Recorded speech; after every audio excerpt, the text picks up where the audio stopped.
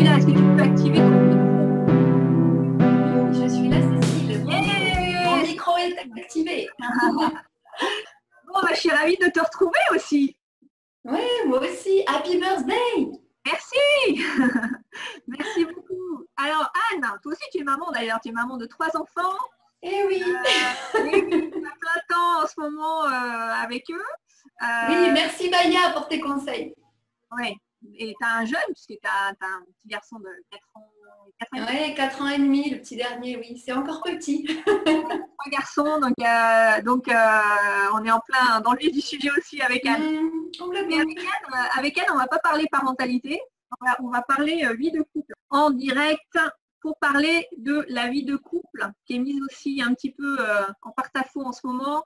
On disait, ce qu'on disait, c'est que soit il va y avoir des divorces, soit il va y avoir des bébés qui vont naître. C'est ça. Oui, c'est possible. Toi, tu accompagnes donc les femmes et les couples pour avoir des relations magiques. Alors en ce moment, certaines personnes doivent se dire, ok, moi, dans mon couple, c'est pas très magique. Normal. Comment avec toi, Anne, on voulait justement partager des clés pour aider les personnes qui sont dans des difficultés peut-être aujourd'hui ou qui ont envie, qui ne sont pas forcément en difficulté, mais qui ont envie justement de profiter de cette période pour peut-être créer des relations plus magiques dans leur couple. Donc, quelle est la première clé que tu pourrais nous partager pour aider les personnes qui sont avec nous aujourd'hui? Alors oui, bonjour, comme l'a dit Cécile, moi je suis Anne, je suis donc la coach des couples et j'accompagne, c'est vrai, aujourd'hui les femmes et les couples à créer des relations d'amour magiques. Alors, les relations d'amour magiques, qu'est-ce que c'est? Parce qu'en fait, souvent, dans un couple, on a la sensation que le fait d'être en couple va nous permettre d'aller ressentir cet amour à l'intérieur de nous. Et moi, pour moi, la première clé, la chose la plus importante à comprendre, c'est que pour créer ces relations d'amour magiques à l'extérieur, ici on va parler du couple, mais ça peut être dans n'importe quelle relation, on a d'abord besoin d'aller créer cette relation d'amour magique avec soi. Ok. Je crois qu'aujourd'hui, ce qui se joue au sein des couples, dans cette période de confinement, c'est que ce confinement qui nous demande de rester à l'intérieur de nos maisons, nous demande en fait d'aller à l'intérieur de nous-mêmes. Et donc du coup, les problématiques que l'on peut rencontrer aujourd'hui en couple ne sont que le reflet en fait de ce que l'on a encore besoin d'aller, d'aller apprendre à aimer à l'intérieur de soi. Okay. Est-ce que vous entendez bien, Anne? Parce que moi j'ai dû monter un peu le son pour t'entendre, Anne. Donc est-ce que vous pouvez me dire dans le chat si vous entendez bien, Anne? Oui, c'est bon. Okay. Oui, c'est bon. Okay. Yes. Ok, donc d'abord, retrouver une relation, se retrouver soi-même à l'intérieur. Donc, qu'est-ce que tu veux dire par là exactement? C'est-à-dire qu'en fait, tiens, je vais prendre un exemple. Attends, je coupe le micro de tout le monde et je vais te réactiver parce que j'entends qu'il y a un micro qui est activé. Voilà, c'est bon. Parfois, dans certains couples, une des deux personnes arrive au constat que voilà, je suis plus heureux en couple, il faut que je quitte cette relation ne me satisfait plus, ne me nourrit plus, etc. etc. Parfois, c'est le cas, c'est vrai. Mais bien souvent, en fait, et ça, en fait, c'est la suite de l'histoire qui l'explique, bien souvent, on s'aperçoit que la personne, au moment où elle se dit, où elle rend la relation, en fait, elle s'est elle-même fermée à ses propres émotions, au propre amour qu'elle aurait pu se donner. Donc, quand je dis d'aller regarder vraiment à l'intérieur de soi, c'est vraiment pouvoir, moi je pense que cette période de confinement, elle est vraiment propice à ça, pouvoir prendre des temps d'intériorité pour vraiment aller regarder, se questionner en profondeur. Voilà. Quand ceci me dérange chez mon compagnon ou chez ma compagne, en fait, qu'est-ce que ça vient faire écho chez moi? L'autre n'est en fait que le miroir de ce qui nous dérange chez nous. Et finalement, la relation de couple, c'est ce qui challenge à mon avis le plus dans la vie, mais c'est ce qui fait aussi le plus grandir. Je pense à un couple qu'on accompagne en ce moment. Elle, ça fait plusieurs séances qu'elle arrivait avec le fait qu'elle avait du mal, de plus en plus de mal à accueillir le passé de son compagnon. Le passé de son compagnon, il n'était pas nouveau, ça fait 2 ans qu'elle le connaît, cet homme-là, 2 ans qu'il y a des hauts et des bas, 2 ans qu'il y a un projet de vie commune, puisque sinon ils n'auraient pas été en accompagnement de couple. Et en même temps, elle arrivait là depuis quelques semaines, toujours avec cette même problématique. Et en fait, ce qu'on a réussi à sortir au travers de l'accompagnement, c'est qu'en fait le passé qui venait en fait, le passé de son compagnon qui venait se révéler face à elle comme un miroir, venait lui dire que c'était son propre passé à elle qu'elle n'acceptait pas. Ok. Et qu'elle avait du mal à accepter des choses qu'elle avait pu faire dans sa vie passée. Donc voilà. Finalement, ce qui nous dérange chez l'autre, c'est toujours une excuse pour venir dire que le couple ne marche pas. D'accord. Est-ce que tu peux donner un exemple concret de ce qui peut déranger chez l'autre et qui peut être le reflet de ce qu'on a travaillé sur soi? Oui, tiens, par exemple, je pense à une des femmes que j'accompagne en individuel. Alors elle revient souvent avec le fait que son compagnon ne parle pas suffisamment, ne s'exprime pas suffisamment, ne dit pas ce qu'il ressent, etc., etc. Et au fur et à mesure que l'on chemine ensemble, elle se rend compte qu'en fait, c'est elle qui n'exprime pas ce qu'elle ressent véritablement. Elle a l'illusion d'exprimer, la sensation d'exprimer parce que parfois, elle parle en étant en colère, parfois elle parle en étant dans la tristesse. Mais ce qu'elle ressent véritablement, accueillir véritablement ce qu'elle a au fond d'elle, elle ne le fait pas pour elle. Donc en fait, elle demande à l'autre de s'exprimer ou de l'écouter alors qu'elle ne le fait pas pour elle. Je ne sais pas si ça vous parle comme exemple. Oui, est-ce que vous pouvez nous dire, d'ailleurs, si vous voulez nous poser des questions au fur et à mesure, allez-y, sur les situations peut-être que vous vivez. Donc oui, donc ça veut dire que avant tout, alors on ne va pas rentrer, on n'est pas en mode thérapie ou non, du tout. Des séances, n'est-ce pas? Oui. Mais du coup, ça veut dire qu'on doit s'occuper de ses propres besoins d'abord et d'identifier ça. Donc déjà, en avoir conscience, c'est une première chose. Oui, complètement, complètement. Et c'est vrai que c'est la première étape. Sans prise de conscience, on ne peut pas transformer les choses. Donc, prendre conscience et puis ensuite, petit à petit, arriver à accepter, accueillir ce qui est là pour pouvoir le transformer. Si désir il y a de transformer. Parce qu'en fait, pour moi, peut-être que je te demande ça, Cécile, mais il y a une deuxième clé qui me vient en fait, pour arriver justement à vivre cette période de confinement. Mais moi, les clés que je vous donne, elles sont utiles finalement dans toutes les périodes de vie. Oui. C'est vraiment, lorsque l'on est en couple, lorsque l'on désire vraiment avoir une relation de couple, c'est définir aussi ensemble un véritable projet de couple. On n'en parle jamais de ces choses-là.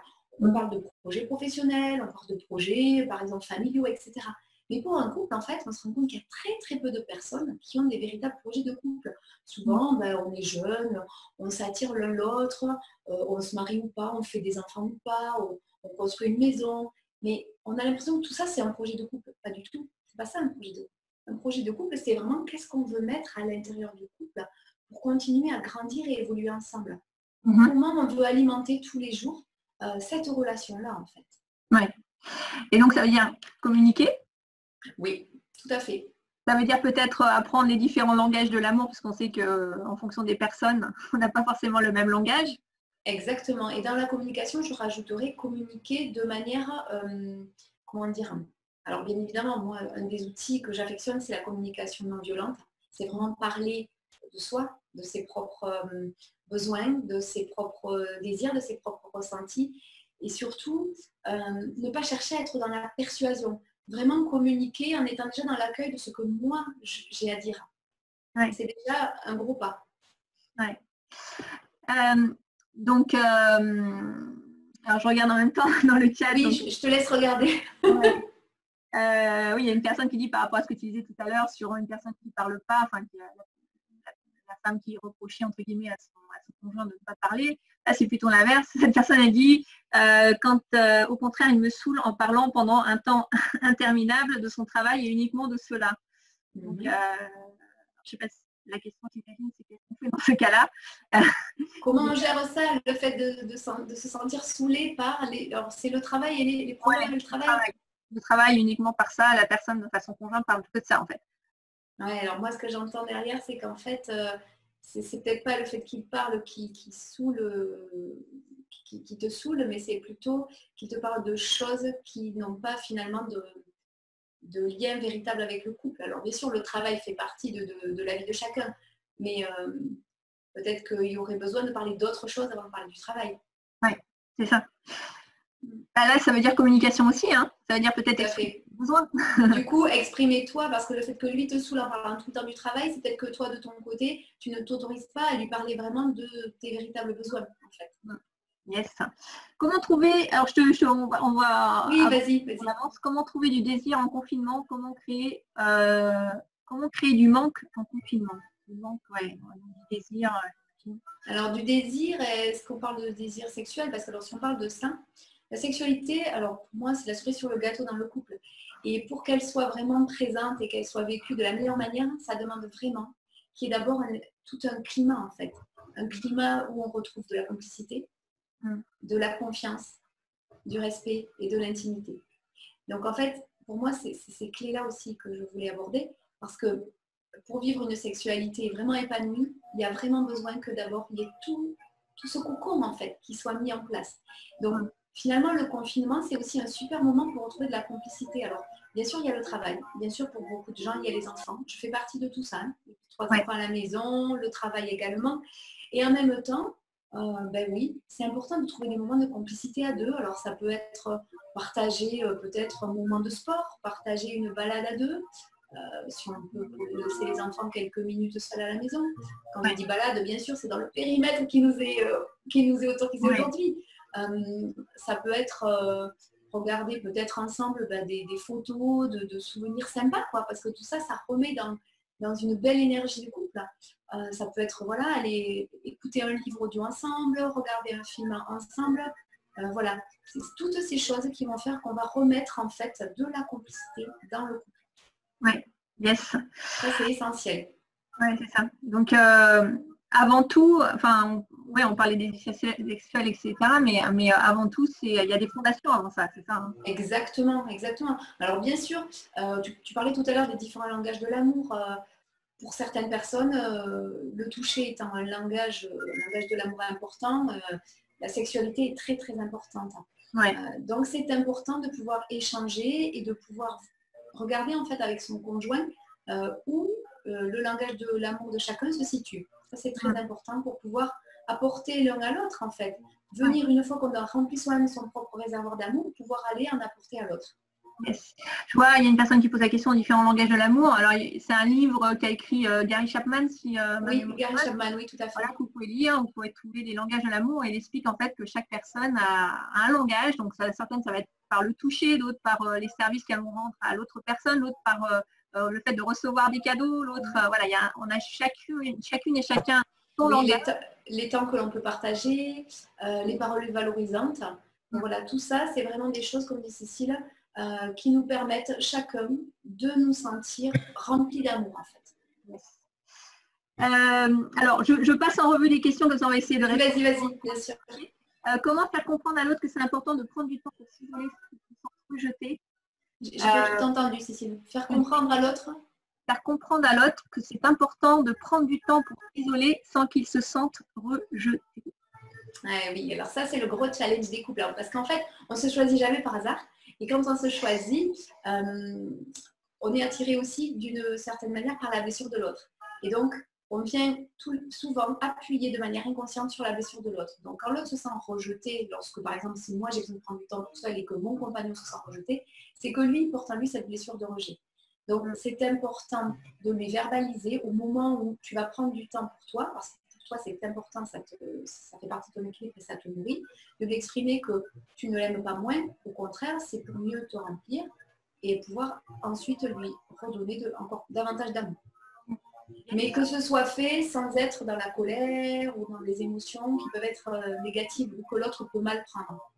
Vraiment le lui exprimer en acceptant que toi c'est ton besoin, que ça se discute pas, mais sans passer en force. Ouais. Ok, donc c'est pour qu'il y ait communication, on est d'accord, il faut qu'il y ait émission de communication et réception aussi. Tout à fait.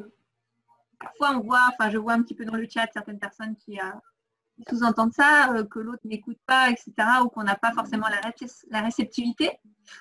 Est-ce que ça, c'est quelque chose qui se travaille, par exemple? Est-ce que c'est quelque chose qu'on peut améliorer? En fait, lorsque on est dans cette sensation que l'autre ne nous entend pas, ne nous écoute pas, la solution, il n'y en a qu'une, et elle est universelle. C'est qu'on a d'abord besoin d'aller s'écouter soi-même.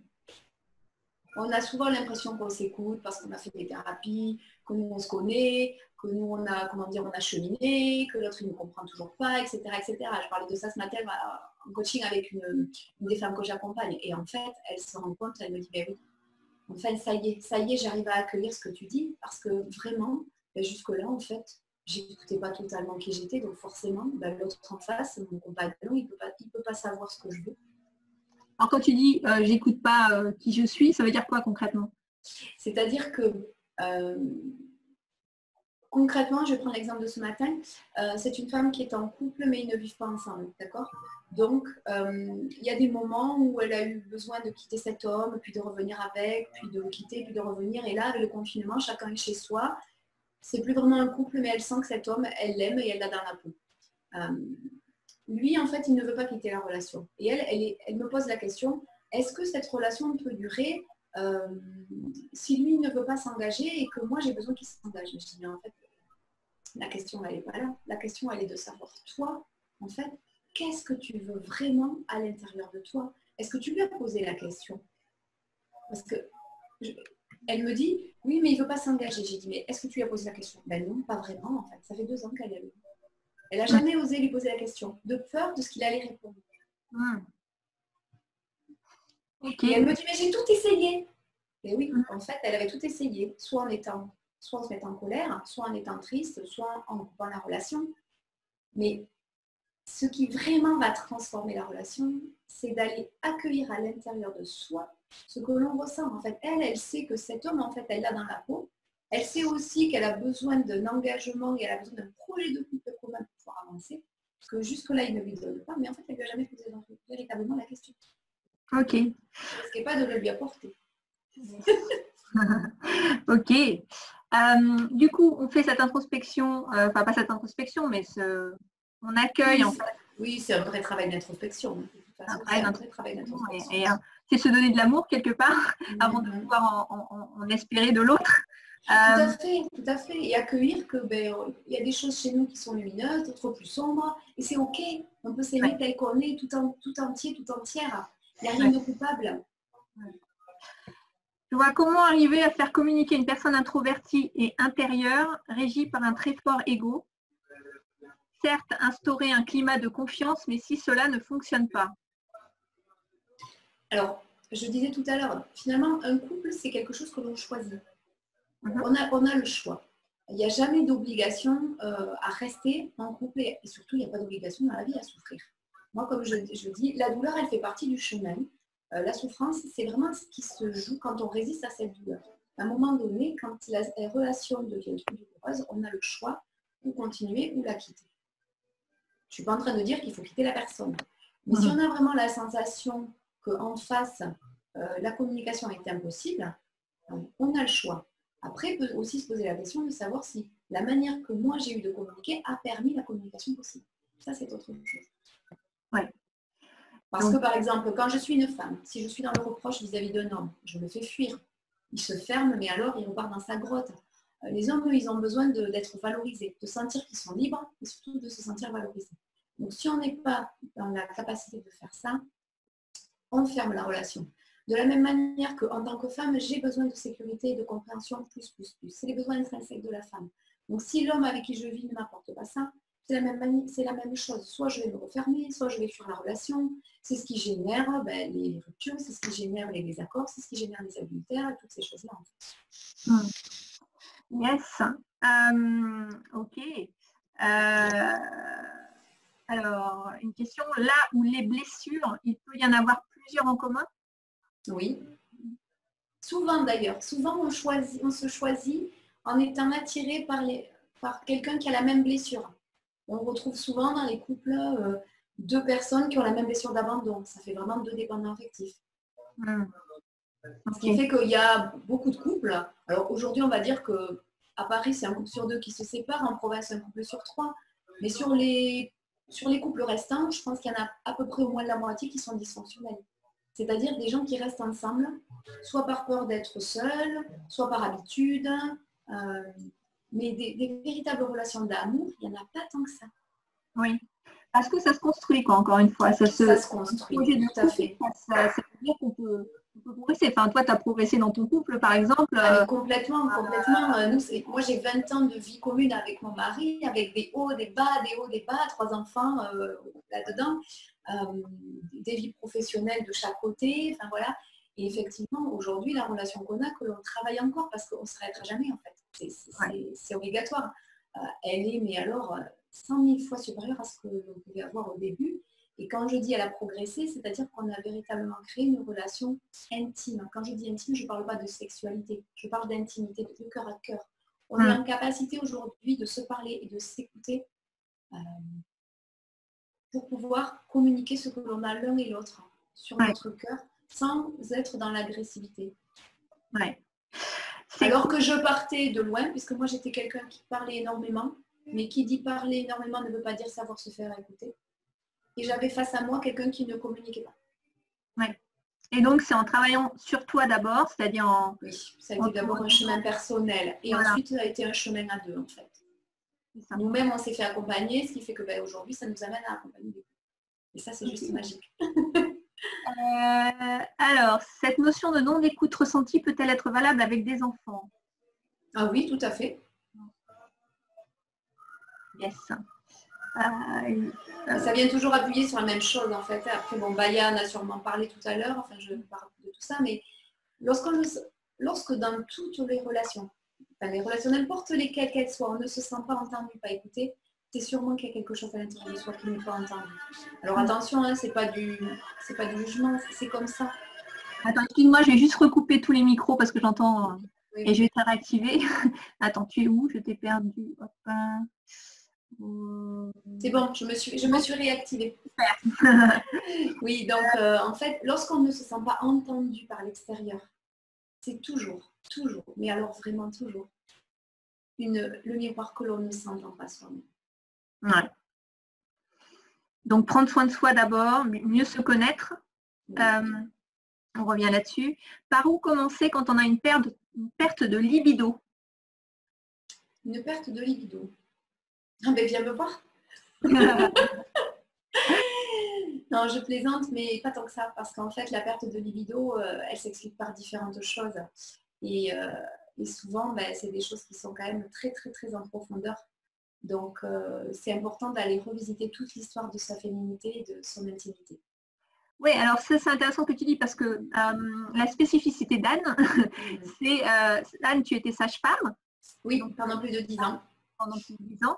Et donc, tu expliques que par la connaissance, souvent, enfin nous les femmes, et moi la première, et beaucoup d'entre nous, je suis sûre, on ne se connaît pas en fait, on ne connaît pas notre fonctionnement, on a une histoire parfois un peu compliquée avec notre féminité et la façon dont elle s'est installée. Et tu expliques que dans notre histoire, la façon dont se sont installées nos règles, comment on a vécu notre première relation sexuelle, et un certain nombre, tout notre passé en fait qui est lié à cette relation à soi déjà, avec son propre corps. Elle instaure en fait notre féminité et ce qu'on va vivre aussi dans notre relation avec. Complètement. Donc, c'est important de, bien se connaître, bien connaître la façon dont on fonctionne, de bien connaître ses cycles, de bien connaître la façon dont une femme fonctionne pour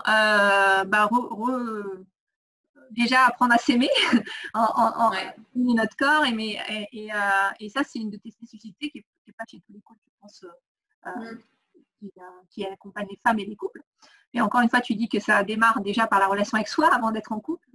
Donc, c'est important de préciser ça et de montrer l'importance de cet aspect-là. Alors, attends, je retourne sur les questions. Oui, je te laisse faire. Mais je rebondis sur ce que tu dis parce que c'est vraiment essentiel en fait. La connaissance de soi permet de s'accepter tel que l'on est. Dans notre culture, en tant que femme, mais on pourrait faire la même chose, extrapoler de la même manière pour les hommes en fait.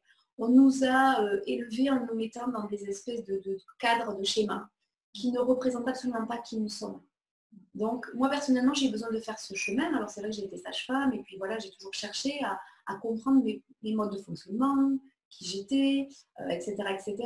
Et c'est vrai que en tant que femme, on a des spécificités parce que, voilà, on peut porter des enfants, on a une utérus, on a les cycles, on a toutes ces choses-là. Et c'est important tout ça d'aller à la rencontre, en fait, et d'aller vers cette connaissance parce que se connaître soi, c'est permettre aussi à l'autre de mieux nous connaître. Donc, moi, je ne me connais pas, comment je peux demander à l'autre de me connaître? Il ne peut pas me connaître davantage que ce que je me connais moi. C'est souvent ce que, de manière inconsciente, on demande dans les couples. Ouais, tu ne comprends pas, tu comprends rien, tu ne me comprends pas, tu ne me connais pas. Quand même, mais oui, non, je ne peux pas te connaître si toi, tu ne sais pas qui tu es en fait. Clairement, oui. Yes. Alors,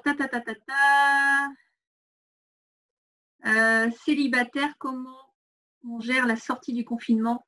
Y aura-t-il un effet de rattrapage rendant la construction? Un effet de rattrapage, c'est-à-dire, serait-ce des manques pour répondre à des besoins vitaux? Ben, je pense que là aussi, sur le plan vraiment, si on parle de sexualité pure, ben, profiter justement de ce confinement pour apprendre à se découvrir soi, à s'explorer soi. Yes. Si on est dépendants affectifs tous les deux et que l'on guérit cette blessure, est-ce possible de continuer ensemble? Ah oui, complètement. Je confirme. Je confirme parce que, en fait, la dépendance affective empêche le véritable amour. Puisque dans la dépendance affective, on est toujours dans l'attente et le besoin que l'autre vienne remplir son propre réservoir. Et on l'a dit, si on ne s'aime pas soi-même tel que l'on est, c'est compliqué de donner vraiment de l'amour autour, que ce soit à son conjoint, ses enfants, etc. etc. Donc au contraire, lorsqu'on guérit de la dépendance affective, mais c'est juste magique, parce qu'en fait, on fait un véritable choix éclairé, on est libre d'aimer. Le dépendant affectif, il est dans une posture où il n'est pas libre en fait. Il a tout le temps besoin d'avoir la sensation d'aimer et d'être aimé pour se sentir vivant. Alors que quand on est guéri de cette blessure-là, c'est juste incroyable parce que tout l'amour que l'on va ressentir pour soi, là, on peut vraiment aller le donner à l'extérieur et ça modifie complètement les relations. C'est ça. Tiens, on a une personne qui apparaît sur mon écran. Je ne sais pas pourquoi. Ok. Est-ce que vous avez d'autres questions pour Anne avant qu'on se... Alors, peux-tu développer comment une personne qui parle beaucoup à quelqu'un... Peux-tu développer comment une personne qui parle beaucoup à quelqu'un de quasi muet? Et j'ai pas la suite. Donc, alors, une personne qui parle beaucoup à quelqu'un de quasi muet, oui. Oui, j'ai pas la suite de la question, donc. Mais ok. Alors c'est vrai que tu as parlé donc de travail sur soi, etc. Mais c'est vrai que parfois, tu disais quand la communication est vraiment impossible, et que l'autre ne veut pas bouger, c'est compliqué quand même. Bien sûr, bien sûr. Voilà, et des fois ça demande de faire des choix ou pas, mais parfois on va reproduire la même chose avec d'autres personnes si on se remet en couple par exemple, parce que justement on n'a pas travaillé sur soi, on n'a pas fait ce chemin personnel. C'est ça? Oui, alors ça c'est l'écueil, c'est ce qu'on voit nous par exemple avec les couples qu'on accompagne, parce que qui dit accompagnement de couple dit forcément que si les couples sont arrivés là, ils ont un questionnement sur qu'est-ce qu'ils veulent vivre ensemble, etc. Tu as dit aussi qu'ils ont un projet, parce que sinon, nous, on ne pourrait pas les accompagner. N'empêche que revient parfois la question, est-ce qu'on continue, est-ce qu'on ne continue pas, ce qui est complètement humain. Ce qui est sûr, comme tu dis Cécile, c'est que le couple, en fait, c'est ce qui nous challenge le plus, c'est ce qui nous fait descendre le plus à l'intérieur de nous. Ouais. Donc, si on ne fait pas ce travail, ce chemin avec la personne avec qui on est aujourd'hui, de toute manière, on sera obligé de le faire à un moment donné. Si on souhaite vivre en couple. Donc, on peut très bien, ça peut être à un moment donné devenir tellement douloureux qu'on a besoin de rompre et c'est OK.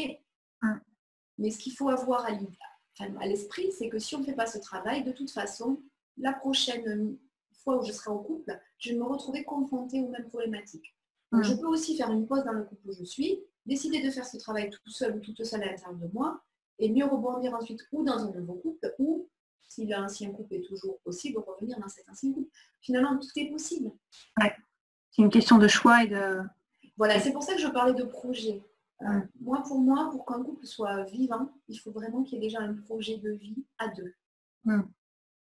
Au-delà, quand un des deux n'est pas dans le projet, forcément, le couple ne peut pas fonctionner. Il faut voir si le projet est compatible, en fait.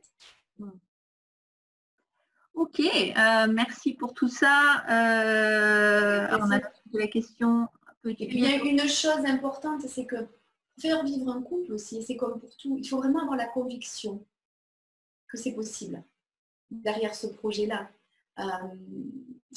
Comme je dis, pour nourrir un feu, il faut l'alimenter en permanence. Pour moi, l'amour qu'on met dans un couple, c'est un feu qu'on nourrit.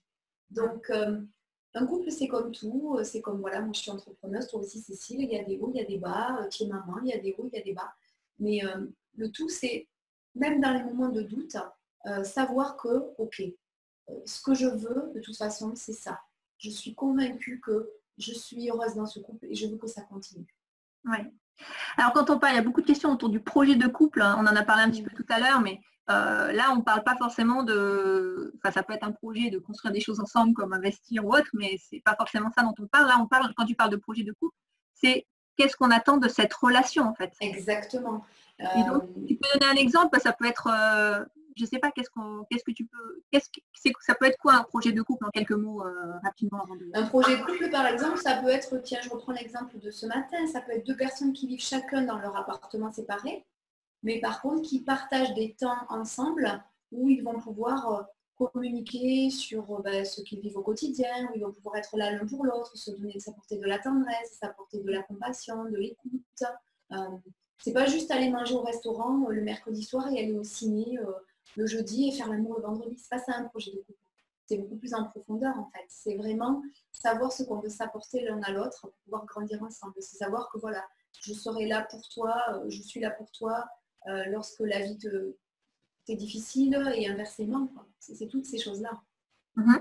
Et donc, ça demande de mettre à plat, de presque faire une feuille de route ensemble sur ce qu'on veut vraiment vivre. Oui, franchement, oui. Les valeurs qu'on a chacun de notre côté. Exactement, exactement. Les valeurs, les limites de chacun. Ça, c'est très important pour que chacun puisse se mettre aussi un cadre et se sentir respecté. Le respect, je l'ai dit tout à l'heure, il me semble, c'est quelque chose d'essentiel en fait à la bonne relation de couple. C'est ce qui crée, c'est ce qui permet la confiance aussi dans le couple. Et c'est grâce à tout ça qu'on aura davantage d'intimité et puis de vie vraiment intime, riche. Oui, clairement. Et ce qu'on peut dire aussi, c'est que avant de se terminer, parce que le temps passe, on aimerait bien parler longtemps encore. Je suis trop bavarde. Tu t'es posé des questions et mais on peut très bien refaire naître, on va dire, le couple lorsque on a envie de mettre en avant ce projet, même plusieurs années après avoir été ensemble. Mais complètement, parce que en fait, au début d'une relation de couple, ce qu'il faut comprendre, c'est qu'on n'est pas dans l'amour véritable. On est dans le sentiment amoureux, là, cette espèce de truc qui met des papillons dans le ventre, qui nous fait tout oublier pour partir dans les bras de notre lucidité. Enfin voilà. Mais ça, c'est pas ça. C'est pas ça l'amour, le véritable amour. Là, on est dans une espèce d'amour passionnel qui ne dure pas. En fait, on dit que ça dure entre 2 et 3 ans selon les gens, parfois un peu plus, parfois un peu moins. Et on est surtout dans l'illusion que l'autre est parfait ou parfaite. Et quand on se rend compte de ce qu'il a réalité, c'est là en fait que ça retourne. Attends, je recoupe juste les micros. Tu te réactives? C'est bon, je suis réactivée. C'est là en fait que ça retombe, quand on se rend compte de la réalité telle qu'elle est.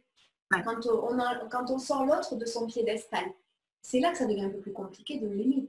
Parce qu'en fait, là, l'autre ne fait que nous renvoyer nos propres imperfections. Et il est là tout le chemin, en fait. Parce qu'au travers du couple, on apprend à s'aimer soi.